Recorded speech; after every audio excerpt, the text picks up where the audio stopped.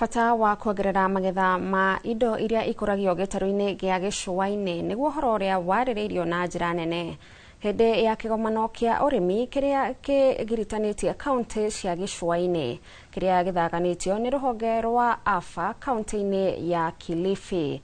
Mĩnĩsta wa ũrĩmi Mutahi Kagwe akĩaria kĩgomano-inĩ gĩkĩ ahinyĩrĩirie bata wa arĩmi gwĩkĩrĩra kuongerera magetha amu nĩ kuonekete kũrĩ na bata mũnene wa indo ici ikuragio gũkũ tondũ thoko yacio nĩ kũigana ĩtaraigana. Ĩmwe ya mĩmera ĩrĩa ĩkuragio gĩcũa-inĩ nĩ hamwe na nathi, korosho na maembe. The sector they want to invest in so that we can make the cost of business for them to easier and for them to be able to grow their businesses and work together with the partnership and the rest of us so that this region can be able to grow together alongside the entire country. So I'm inviting any other person, any other investor who is wishing to come to the coast to come. The biggest appeal that I have made is for people to start investing in agriculture. That is the biggest appeal I'm making.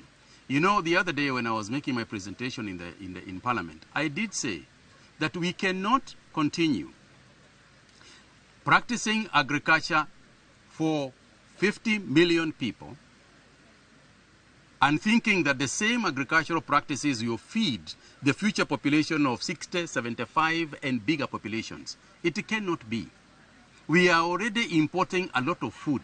We are importing rice, 80% of our rice. Never mind those people who are going to court saying that we have got rice. When you have got 2,000 bags and you are looking for 2 million bags, you know, it doesn't quite work like that. The truth of the matter is that we need more rice. Yet, we can grow rice in Tana River County.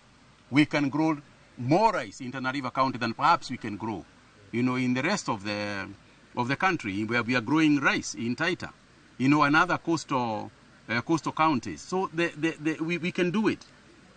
We don't have enough sugar even as we speak. Yes, we have got Western Kenya doing very well currently, but we still have a shortage of sugar.